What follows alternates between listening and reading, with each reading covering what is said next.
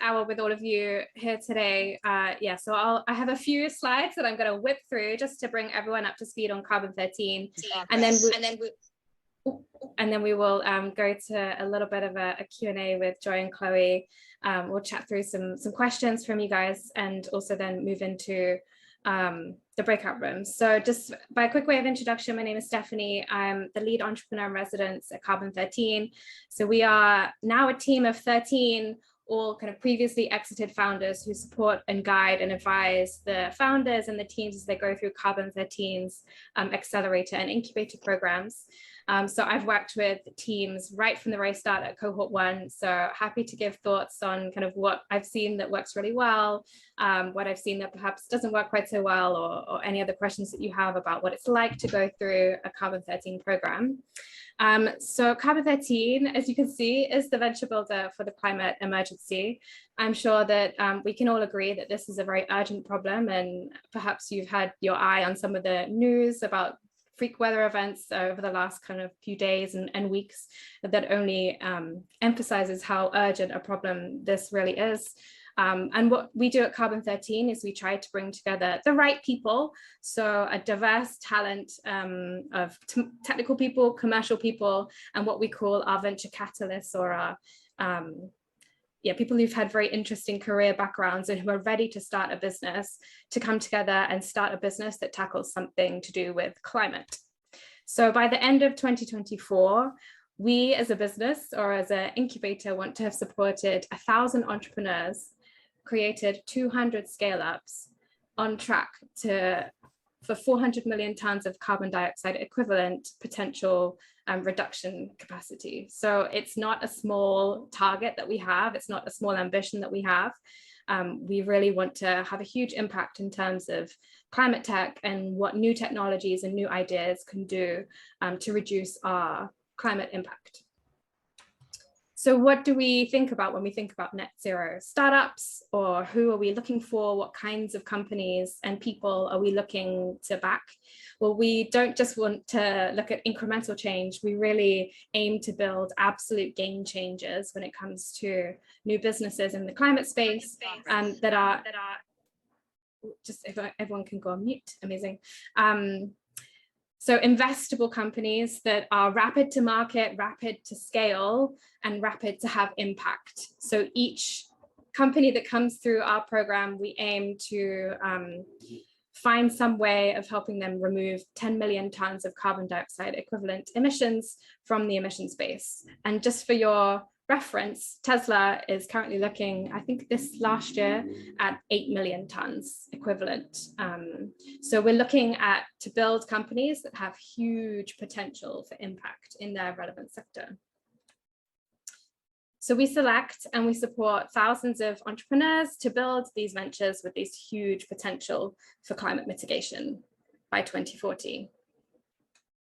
And our portfolio has a real breadth to it.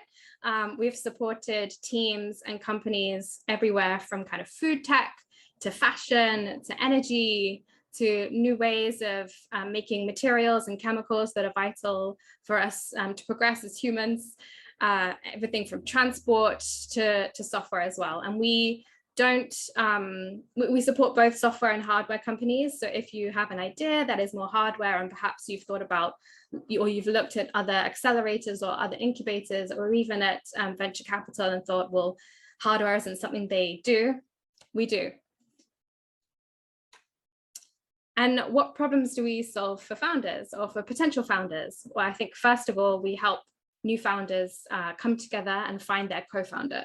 So one of the hardest things about starting a business is finding the right people who are at the right stage of their career and are at the right place in their lives to start a company together. And we bring together about 80 or so each cohort, again, from that technical and commercial perspective to start companies. We provide acceleration and we provide insights from experts. So we have a pool of, I think it's now over about 350 domain experts who have experience either in a very particular technology or in a sector, or more broadly in the startup space. And we provide all of our founders with a lot of guidance and a program of support We provide access to finance. You can pitch for investment via the Carbon 13 process. And we also support our teams and ventures when they go out to do their next fundraise afterwards as well. And finally, just the community of fellow people who are really interested and passionate about making a difference. We provide access to that. So the program itself, I'll whip through super quickly. We have a first phase of teaming. So we bring together, as I said, about 80 people from different backgrounds. And that first 6 weeks is hyper-focused on teaming, on meeting everyone, on talking about ideas, on looking at different sectors and asking the right questions. How do we have impact in these different sectors, and forming teams. We then go through a phase of validation. So each team is asked to validate a particular business idea, so write their business case, to a point where they then submit that case for investment from the Carbon 13 panel. And we invest in a certain number of teams that submit cases. And then following that investment, we continue to support those teams to accelerate them as far as they can go, as fast as they can go in the next kind of 4 to 6 months. And then to top it all off at the end, we tend to have a showcase day where each team can present its progress over the past 8-9 months. And we often, as Sarah was saying, get really great turnout to those events, including investors. So with that being said, I think I'm at kind of time for an intro, and I'd love to introduce you to Chloe and Joy. As Sarah mentioned earlier on, it's really important for us to find amazing women and women who are thinking about starting a business. I'm sure you guys are all aware in terms of the numbers surrounding VC capital funding and female founders. In particular, the numbers that were kind of getting a little bit better dropped for 2022. And so finding and supporting incredible talent to start new businesses, especially in this space, is absolutely vital for us. So I'm really excited to introduce you to Chloe and Joy, who are part of our portfolio, part of the Carbon 13 family, and get their perspective on what it was like starting a business in their respective spaces, and how their experience has been over the past year or so with Carbon 13 and from before, actually, in the case of well, actually, in the case of both of you. So perhaps let's start with a couple of intros. Joy, if I come to you first, and then Chloe. Hi, everyone. So nice to see so many faces that are interested in the climate entrepreneurship journey. I'm Joy, or universally called Joyeeta, Hoyeeta, Joyeeta. You can call me whatever, not fussy, but I'm originally Joyeeta. And I'm the CEO and co-founder of Samudra Oceans. We are basically trying to scale seaweed farming by making economical robotics and AI to help scale them. We basically partner up with farms. We either co-own the produce or co-own even the farm, and then we provide the tech, and then we scale their seaweed farming and then split the revenue. But there's also another model. We are potentially thinking of going the blue carbon credit route in future, because seaweed can do that. As you know, it takes out massive amounts of carbon from the air. Some say it can take up to 20 to 50 times more carbon than even tropical forests. So there's a lot of potential.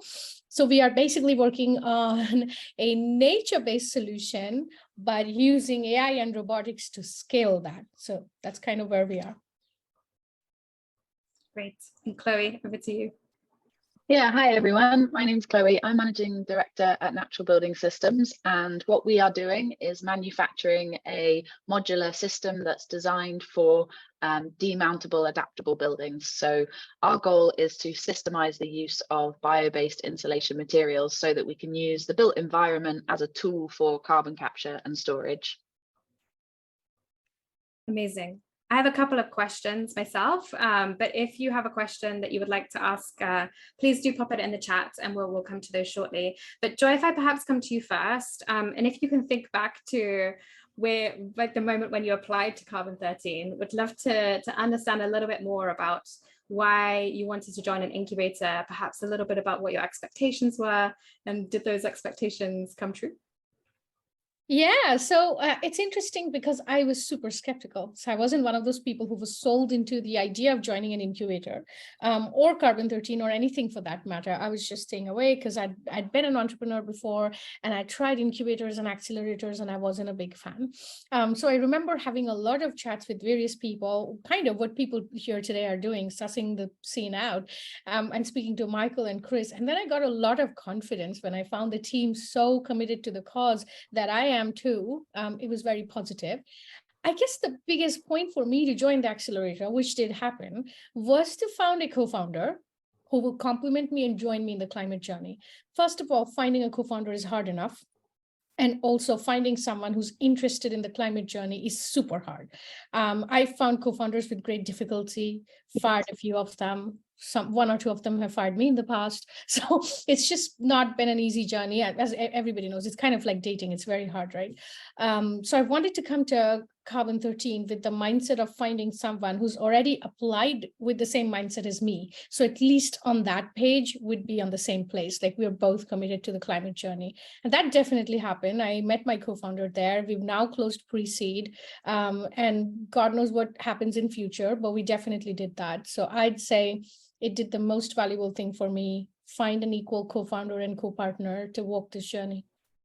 And tell us a little bit about that teaming process. What was that like for you? Brutal. Absolutely brutal. Teaming in a large cohort it's like throwing you into a pool and find your person and be engaged in 6 weeks. It was like that. It was insane. And there were a lot of heartbreaks and breakups. Lots of teamings happened and broke up. And one of the things that I would like to share with everyone, I don't know if it helps if anyone joins or in general, a lot of people overthought the teaming process. So they went with this great fear of commitment. Like if I team up, then, oh my God, this is absolutely for life. It's not, it's 6 to 8 weeks. You get the chance to reteam. It's absolutely fine to try out a few people. You're not supposed to commit the moment you find someone, and it's okay to try out with them in full transparency that I'm trying this out. Let's see how it goes. That's the approach I took. I took a couple of people I teamed up with, and it was very painful breaking up because it just feels so bad. But then it was great. We are all still friends. We catch up for drinks sometimes. So actually nothing really happened in the grand scheme of things. We all did our final projects and we are all happy. But I would say approach the teaming process with a bit more flexibility. Don't treat it as like, oh my God, once I find a team member, there's no way to iterate. This is the end of all. Just be a bit chill, see what works, try out a few, and be relaxed. And Chloe, you came through our Venture Launchpad program, which is a little bit different to the Venture Builder in that teams joining our Venture Launchpad already have a team. They already have an idea. Sometimes they already have a bit of revenue, but perhaps they haven't raised their first round of financing yet. Would love to hear a little bit of the story of Natural Building Systems, how you came together and how you came to the idea. Yeah, absolutely. I guess I would say that I never set out to be an entrepreneur, and I certainly didn't set out to be working in the construction and manufacturing space. I consider myself to be a real generalist, and that kind of has manifested itself through my life in doing a lot of different jobs. I didn't go to university because I couldn't decide what I wanted to study, so I thought I'd go straight into work and try out some things first.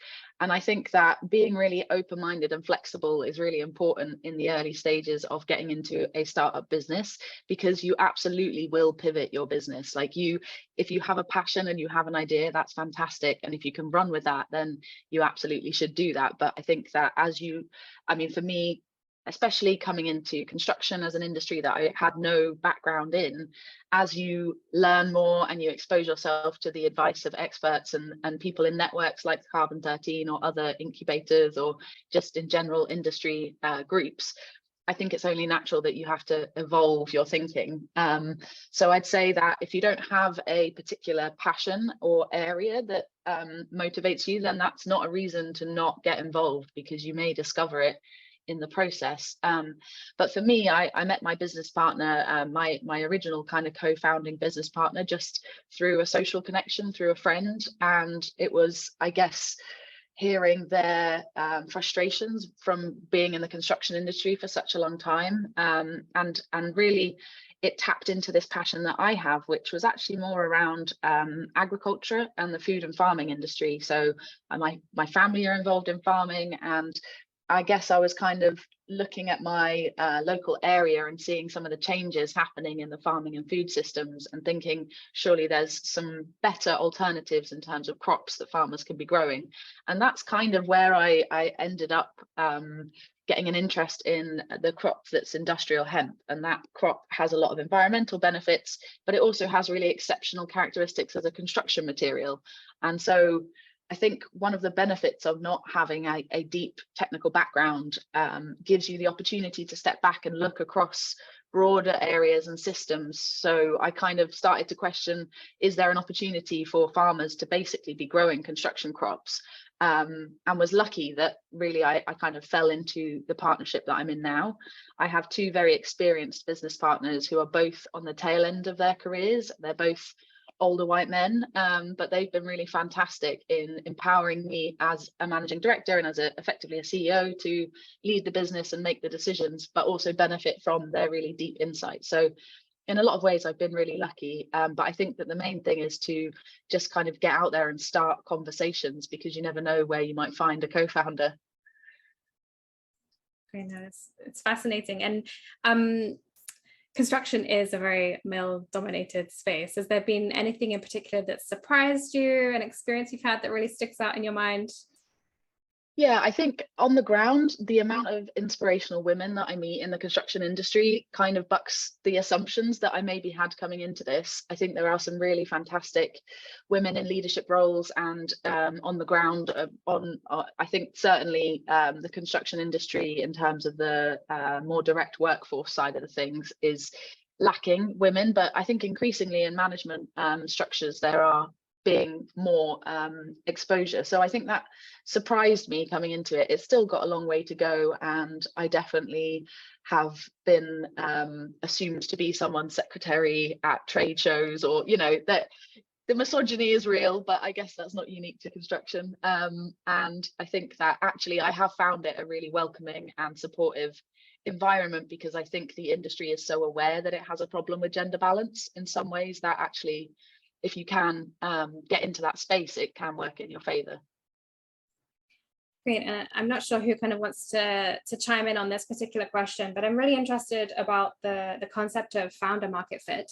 And I know in the kind of traditional job world, the research that showed that if you put a job description out there, men and women often apply to it based on different factors, or kind of potential, or yes, I've done all of the 10 things that are listed in this job description versus I've done 2 of them, I definitely can't apply.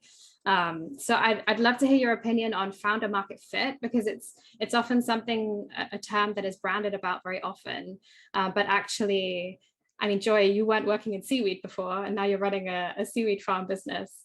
Similarly, Chloe, you never thought you were going to get into construction. So I'd love to hear your thoughts on what founder market fit really has meant for you. Yeah, and just for anyone who in the audience who's thinking, well, here's my background, perhaps I want to start a business in something a little bit different. Yeah, did you want me to take that?